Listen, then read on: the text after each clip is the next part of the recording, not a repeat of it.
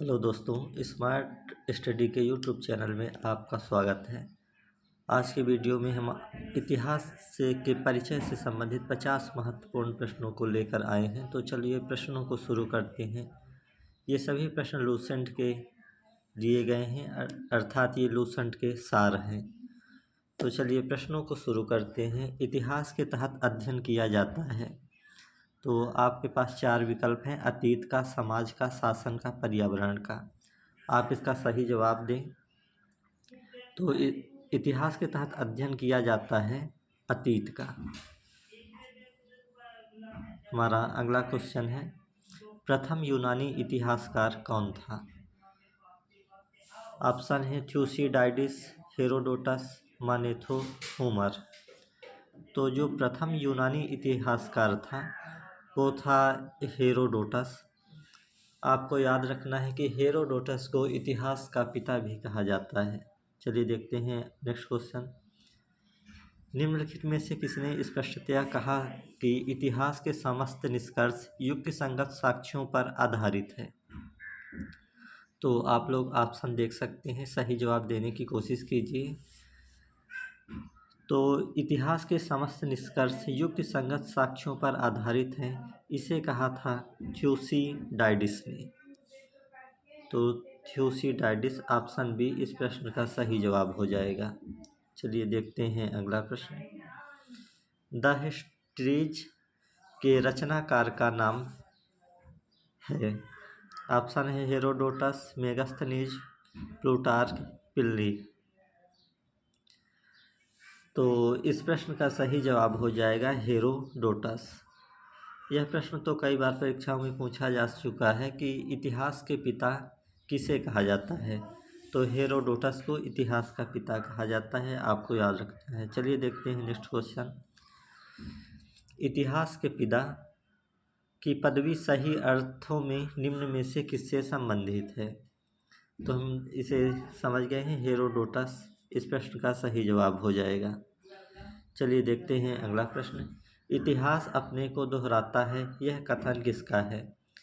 कथनों से इस समय बहुत प्रश्न बन रहे हैं, तो आप लोग कथन को अपने कॉपी में भी नोट कर सकते हैं कि यह कथन किसके थे। आगे आपको कई कथन वाले प्रश्न भी मिलेंगे।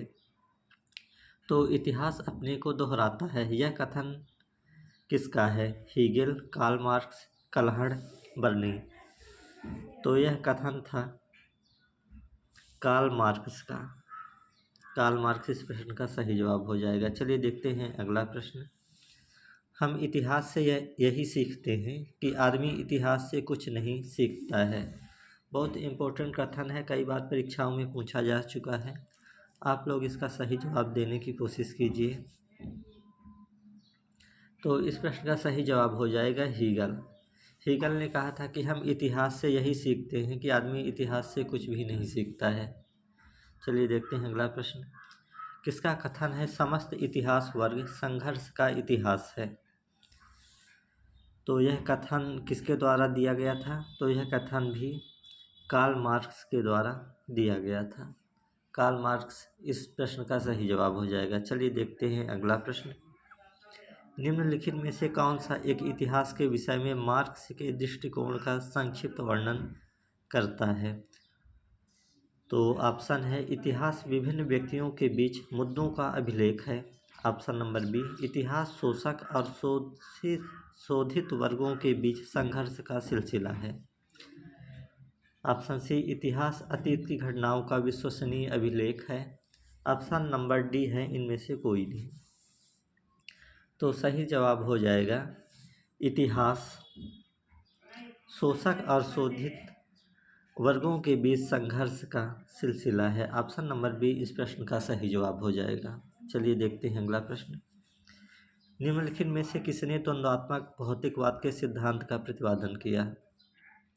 ऑप्शन है हीगल, मार्क्स, एंजिल्स, लेनिन। तो इस प्रश्न का सही जवाब हो जाएगा मार्क्स। ऑप्शन नंबर बी सही जवाब होगा इस प्रश्न का। चलिए देखते हैं अगला प्रश्न। कार्ल मार्क्स ने वर्ग संघर्ष की प्रक्रिया को निम्नलिखित में से किस सिद्धांत की मदद से समझाया है?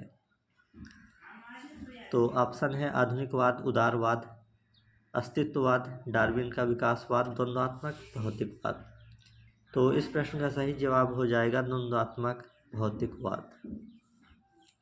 हमारा अगला प्रश्न है, इतिहास विगत की राजनीति है, यह कथन किसका है? तो ऑप्शन है स्टब्स, कार्यालय, सीले, ट्रिवेलियन। तो सही जवाब हो जाएगा सीले। इतिहास विगत की राजनीति है, यह कथन सीले का है। चलिए देखते हैं अगला प्रश्न। किस इतिहास दर्शन शास्त्री ने कहा था समस्त इतिहास समकालीन इतिहास है? तो यह कथन किसका है? आप लोग ऑप्शन देखिए और सही जवाब देने की कोशिश कीजिए। तो ये जो कथन था, ये कथन था बेनेडिक्टो क्रोचे का। तो ऑप्शन नंबर बी इस प्रश्न का राइट आंसर हो जाएगा। चलिए देखते हैं अगला प्रश्न। इतिहास अतीत एवं वर्तमान के बीच अंतरहीन वार्ता है, यह किसने कहा था? तो आप लोग देख सकते हैं नेट JRF 2016, बिहार जजी करी सर्विस 2016। इसी तरह कई परीक्षाओं में प्रश्न आया है कथन वाले, तो आप लोग इसे अच्छे से हल करने की कोशिश कीजिए। तो इस प्रश्न का सही जवाब हो जाएगा EH कार। यह कथन EH कार का था। चलिए देखते हैं अगला प्रश्न। तिथियों के साथ प्रयुक्त होने वाला BC किसका संक्षिप्ताक्षर है? तो BC बिफोर क्राइस्ट, ईसा मसीह के जन्म के जो पहले का समय होता है उसे हम कहते हैं BC। तो ऑप्शन नंबर ए इस प्रश्न का राइट आंसर हो जाएगा। चलिए देखते हैं अगला प्रश्न। तिथियों के साथ प्रयुक्त होने वाले AD का पूर्ण रूप होता है। ऑप्शन है anno domini, assistant director, acknowledgement due, after date. तो ईसा मसीह के जन्म के बाद का जो समय होता है उसे कहा जाता है AD। AD का प्रयुक्त फुल फॉर्म है एनो डोमिनी। तो इस प्रश्न का सही जवाब हो जाएगा option number A anno domini. चलिए देखते हैं अगला प्रश्न। वर्ष 50 ईसा पूर्व किससे संबंधित है?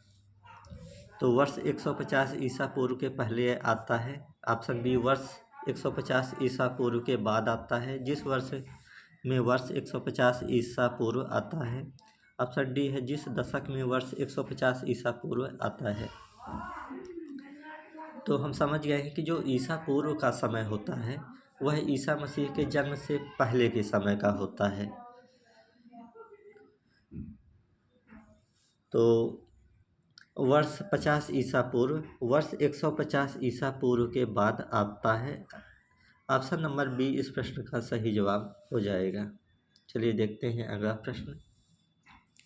वर्ष 1015 ईस्वी किस शताब्दी में आता है? तो आप लोग इसे ऑप्शन देखिए और बताइए 1015 ईसा पूर्व किस शताब्दी में आता है?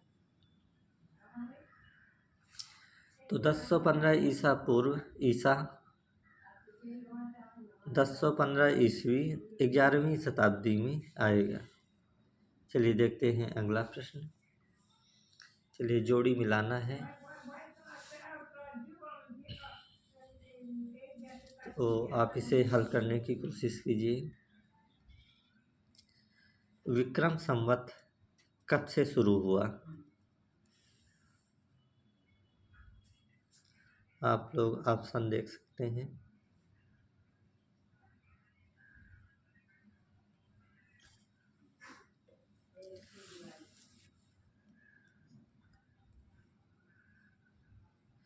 तो चलिए शुरू करते हैं। विक्रम संवत की शुरुआत हुई थी 58 ईस्वी ईसा पूर्व में, मतलब ए का ऑप्शन नंबर हो जाएगा 4। शक संवत की शुरुआत हुई थी 78 ईस्वी में, मतलब इस बी का 3 हो जाएगा। गुप्त संवत की शुरुआत हुई थी 320 ईस्वी में और कल संवत्सर की का जो समय माना जाता है वो माना जाता है 3102 ईसा पूर्व। तो 4 3 2 1 ऑप्शन नंबर डी में आएगा। तो इस प्रश्न का सही जवाब हो जाएगा ऑप्शन नंबर डी। इसे लोग आप क्रम से लिख भी सकते हैं क्योंकि ये परीक्षाओं में पूछा जाता है। चलिए देखते हैं अगला प्रश्न। विक्रम संवत प्रारंभ हुआ था 58 ईसा पूर्व, 78 ईस्वी, 57 ईसा पूर्व, 73 ईसा पूर्व। तो आप लोग सही जवाब देने की कोशिश कीजिए। तो विक्रम संवत 58 ईसा पूर्व में प्रारंभ हुआ था। तो ऑप्शन नंबर ए इस प्रश्न का सही जवाब हो जाएगा। चलिए देखते हैं अगला प्रश्न। शक संवत का प्रारंभ किस सम्राट के शासनकाल में 78 ईस्वी में हुआ था? बहुत इम्पोर्टेंट क्वेश्चन है। आप लोग जवाब देने की कोशिश करें, कमेंट करें आंसर क्या आएगा। तो शक संवत का प्रारंभ कनिष्क के समय में हुआ था। तो ऑप्शन नंबर बी इस प्रश्न का सही जवाब हो जाएगा। चलिए देखते हैं अगला प्रश्न। भारत का राष्ट्रीय पंचांग नेशनल कैलेंडर किस संवत पर आधारित है? तो जो भारत का राष्ट्रीय कैलेंडर है वह शक संवत पर आधारित है। भारत सरकार ने इसे अगर पूछा जाता है कि कब अपनाया गया तो इसे 1957 में भारत सरकार द्वारा अपनाया गया था। चलिए देखते हैं अगला प्रश्न। गुप्त संवत 319-20 ईस्वी को प्रारंभ करने का श्रेय किसे दिया जाता है? बहुत important question. Chandragupta first, Chandragupta second, Samudragupta, Skandagupta. तो इस प्रश्न का सही जवाब हो जाएगा चंद्रगुप्त फर्स्ट। मतलब कि ऑप्शन नंबर ए इस प्रश्न का सही जवाब हो जाएगा। चंद्रगुप्त फर्स्ट ने गुप्त संवत 319-20 में ईस्वी में प्रारंभ करने का श्रेय दिया जाता है। चलिए देखते हैं अगला प्रश्न। चंद्रगुप्त प्रथम ने गुप्त संवत का प्रारंभ किस उपलक्ष्य में किया था? तो चंद्रगुप्त प्रथम, चलिए ऑप्शन देख लीजिए, सही कमेंट कीजिए। तो चंद्रगुप्त प्रथम ने गुप्त संवत का प्रारंभ अपने राज्यारोहण के स्मारक के रूप में किया था। ऑप्शन नंबर ए इस प्रश्न का सही जवाब हो जाएगा। चलिए देखते हैं अगला प्रश्न। निम्न कथनों पर विचार कीजिए तथा नीचे दिए गए कोट से सही उत्तर चुनिए। विक्रम संवत 58 ईसा पूर्व से आरंभ हुआ, बिल्कुल सही है।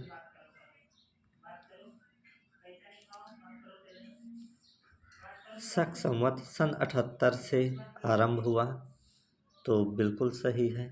गुप्त संवत सन 319 से आरंभ हुआ, बिल्कुल सही है। भारत में मुसलमान शासन का युग सन 1151 ईस्वी से शुरू हुआ, नहीं ऐसा नहीं है, यह गलत है। तो ऑप्शन नंबर 1 2 3 इस प्रश्न का सही जवाब हो जाएगा। मतलब ऑप्शन नंबर सी इस प्रश्न का सही जवाब है। चलिए देखते हैं अगला प्रश्न। हर्षवर्धन ने 606 ईस्वी में हर्ष संवत की स्थापना किस उपलक्ष्य में की थी? आप लोग ऑप्शन देखिए और सही कमेंट कीजिए। तो हर्षवर्धन ने भी हर्ष संवत की स्थापना अपने राज्यारोहण के उपलक्ष्य में की थी। चलिए देखते हैं अगला प्रश्न। निम्नलिखित में वह कौन सा संवत है जो कलचुरियों द्वारा प्रयुक्त किए जाने के कारण कलचुरी संवत भी कहलाता है?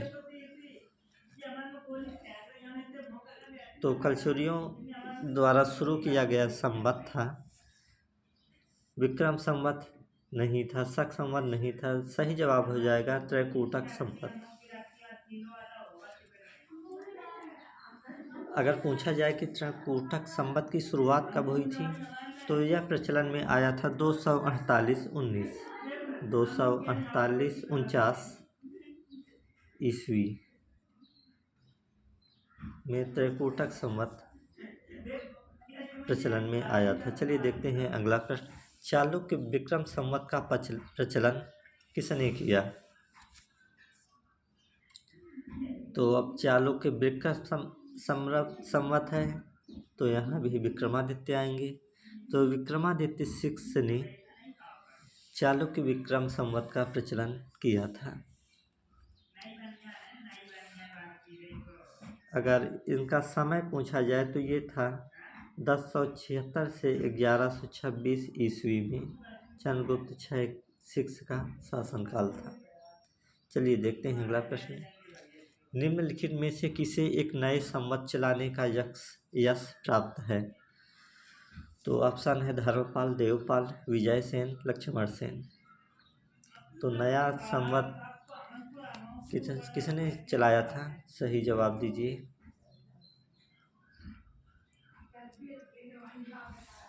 तो इस प्रश्न का सही जवाब हो जाएगा लक्ष्मण सेन।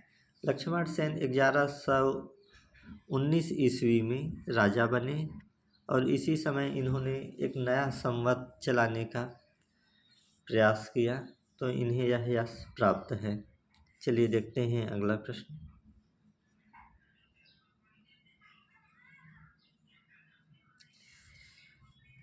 निम्नलिखित में कौन सा वर्ष दिसंबर 2009 में शक संवत का वर्ष होगा? तो चलिए ऑप्शन है 1931, option number B 1952, option C 2066, option D 2087। तो कौन सा वर्ष होगा 2009 में? तो 2009 शक संवत का वर्ष हमसे पूछा गया है। तो शक संवत की शुरुआत कब हुई थी? 78 ईस्वी में। तो हम इसमें 78 ऐड करेंगे।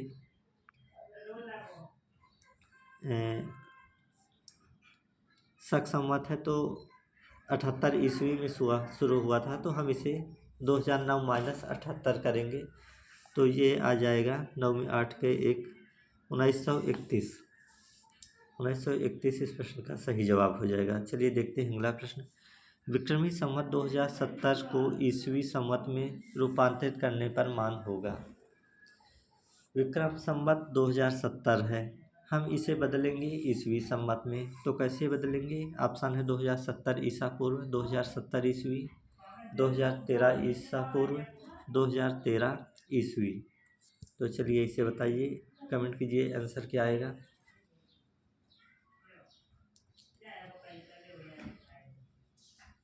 विक्रम संवत बदलना है तो ये हो जाएगा 2070 माइनस 57। तो ये 10 में 7 गए 3, ये हो जाएगा 2013 ईस्वी। ऑप्शन नंबर डी इस प्रश्न का राइट आंसर हो जाएगा। चलिए देखते हैं अगला प्रश्न। विक्रम एवं शक संवत के आरंभ के बीच कितने वर्षों का अंतर है? तो चलिए बताइए।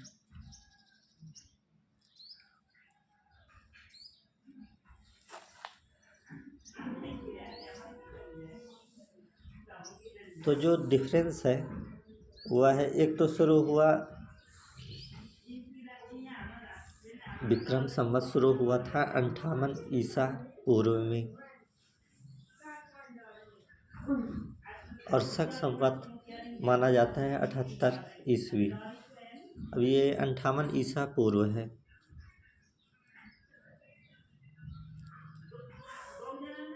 तो दोनों का डिफरेंस हम जब निकालेंगे तो ये हो जाएगा 78 प्लस 57। तो 8 7 15, 7 5 12 1 13, डिफरेंस आ गया है 135 वर्षों का। तो ऑप्शन नंबर सी इस प्रश्न का सही जवाब हो जाएगा 135 वर्ष। चलिए देखते हैं अगला प्रश्न। पुलकेशिन फर्स्ट का वादामी शिलालेख शक वर्ष 465 का दिनांकित है। यदि इसे विक्रम संवत में दिनांकित करना हो तो वर्ष होगा। तो चलिए सही जवाब दीजिए। तो शक संवत और विक्रम संवत में 135 वर्षों का डिफरेंस है। तो यह 465 का दिनांकित है, तो 135 हम इसमें ऐड कर देंगे। तो 465 प्लस 135 ये हो जाएगा 600, जो कि है ऑप्शन नंबर ए पर। तो ऑप्शन ए इस प्रश्न का सही जवाब हो जाएगा। चलिए देखते हैं अगला प्रश्न। कैलेंडर में विक्रम संवत 2063 लिखा हुआ है, शक संवत क्या होगा? तो ऑप्शन देखिए और सही जवाब देने की कोशिश कीजिए।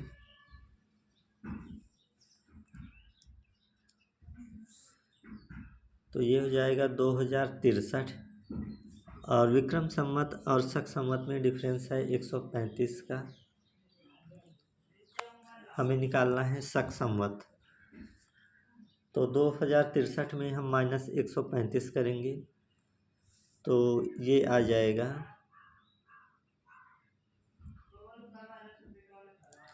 1928 शक।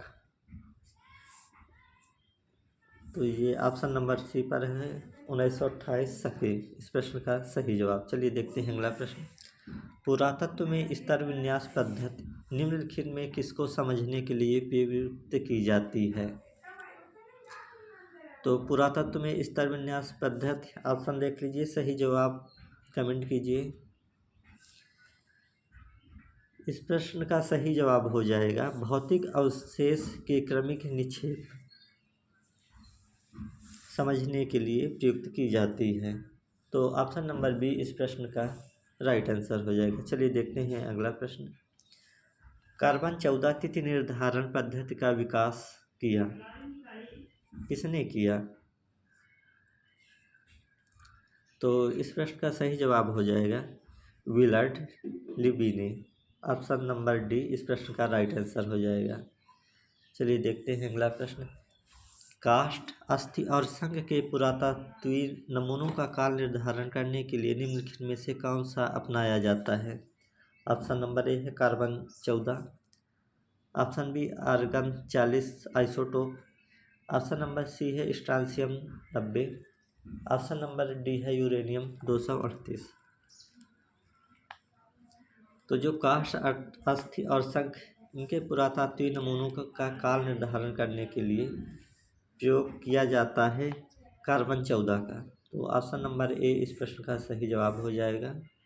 चलिए देखते हैं अगला प्रश्न। कार्बन डेटिंग निम्न की आयु निर्धारण हेतु प्रयुक्त की जाती है। तो कार्बन डेटिंग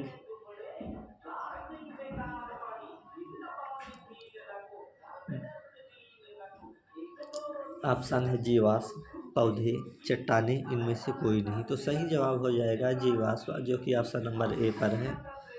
चलिए देखते हैं अगला प्रश्न। प्रागैतिहासिक का अंत एवं इतिहास का आरंभ तब माना जाता है कब?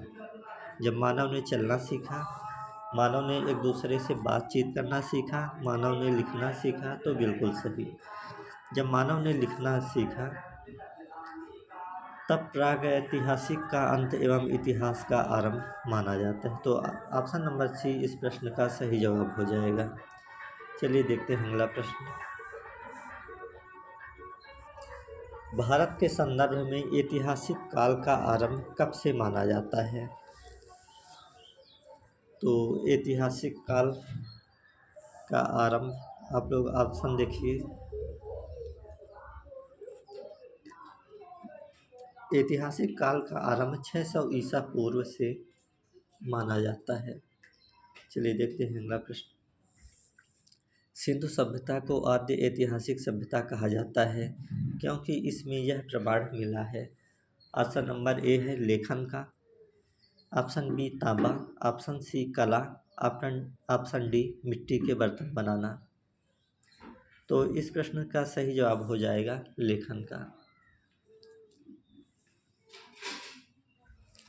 सिंधु सभ्यता को आद्य ऐतिहासिक सभ्यता कहा जाता है क्योंकि इसमें लेखन का प्रमाण मिला है। हालांकि यह जो लिखा गया है इसे पढ़ा नहीं गया है। तो चलिए देखते हैं अगला प्रश्न। शक संवत पर आधारित राष्ट्रीय पंचांग का एक चैत्र ग्रेगोरियन कैलेंडर का निम्नलिखित तिथियों में से किस एक के तदनुरूप है? मतलब जो संवत है वह राष्ट्रीय कैलेंडर में से कब आता है? तो आप लोग ऑप्शन देखिए, 22 मार्च, 15 मई, 31 मार्च, 21 अप्रैल। तो यह तिथि या तो 21 मार्च या 22 मार्च को पड़ती है। तो ऑप्शन नंबर ए इस प्रश्न का सही जवाब हो जाएगा। चलिए देखते हैं अगला प्रश्न। किसने इतिहास को प्राचीन, मध्यकालीन और आधुनिक 3 भागों में बांटकर देखने का रिवाज चलाया? ऑप्शन है हेरोडोटस, सिसरो, प्लिनी, सिलेरियस। तो इस प्रश्न का सही जवाब हो जाएगा सिलेरियस। ऑप्शन नंबर डी इस प्रश्न का सही जवाब हो जाएगा। चलिए देखते हैं अगला प्रश्न। निम्नलिखित में से किसने गुप्त संवत के प्रारंभ के निर्धारण के संबंध में महत्वपूर्ण सूचना दी है? तो गुप्त संवत के प्रारंभ के निर्धारण में ऑप्शन नंबर है फाहियान, हिनसांग, अलमसूदी, अलबरूनी। तो इस प्रश्न का सही जवाब हो जाएगा अलबरूनी। चलिए देखते हैं अगला प्रश्न। प्राचीन भारत में इतिहास लेखन की कौन सी महत्वपूर्ण शैली प्रचलित थी? तो इस प्रश्न का सही जवाब हो जाएगा अभिलेख व शिलालेख। अशोक का नाम आपको याद ही होगा, उसने कितने अभिलेख और शिलालेख इसके पाए गए हैं। तो चलिए देखते हैं अगला प्रश्न। इतिहास को प्राचीन, मध्यकालीन और आधुनिक 3 भागों में किसने विभाजित किया है? इसके पहले भी हम एक प्रश्न इस तरह का पढ़े हैं। तो इसका ऑप्शन देखिए, ऑप्शन है Hegel, Karl Marx, James Mill, Macaulay.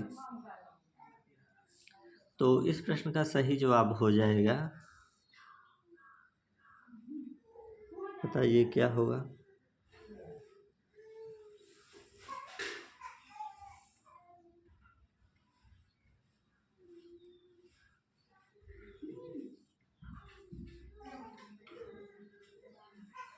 James मिल।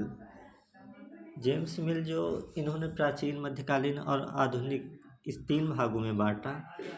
उन्होंने इसे जाति समुदाय के हिसाब से बांटा, जैसे यानी कि हिंदू, मुस्लिम और ब्रिटिश काल। तो इनका जो विभाजित करने का तरीका था वो कुछ इस तरह से कि हिंदू काल, मुस्लिम काल और ब्रिटिश काल। हमारा अगला प्रश्न है, इतिहास के समस्त निष्कर्ष युक्त संगत साक्ष्यों पर आधारित है, यह कथन किसका है? तो option A Robertson, option B Collingwood, option C Gibbon, option D Trevelyan. तो इस प्रश्न का सही जवाब हो जाएगा कॉलिंगवुड। ऑप्शन नंबर बी इस प्रश्न का राइट आंसर होगा। चलिए देखते हैं अगला प्रश्न। बीसी का पूरा रूप क्या है जिसे तिथियों के साथ प्रयोग किया जाता है? तो ऑप्शन एक है ए है before Christ, option B British century, option C before current, option D before century. तो बीसी को बिफोर क्राइस्ट, ईसा मसीह के जो पहले का समय होता था, बिफोर क्राइस्ट कहा जाता है। चलिए देखते हैं अगला प्रश्न। इतिहास अतीत और वर्तमान के बीच एक अंतरहीन वार्ता है, यह किस इतिहासकार का प्रसिद्ध कथन है? तो ऑप्शन है E.H. Carr, option B A.G. Toynbee, option C Karl Marx, option D George Santayana. तो इस प्रश्न का सही जवाब हो जाएगा E.H. कार। ऑप्शन नंबर ए इस प्रश्न का सही जवाब हो जाएगा। तो ये लगभग 50 प्रश्न पूरे हो गए हैं। आपको वीडियो कैसे लगा? इसी तरह हम ल्यूसेंट का पूरा साल लेकर आएंगे, पूरा जीके समाप्त करेंगे। तो अगर आपको वीडियो अच्छा लगा है तो चैनल को सब्सक्राइब कीजिए ताकि अगला वीडियो आपको पहुंच सके। तो चलिए मिलते हैं अगले वीडियो में। धन्यवाद।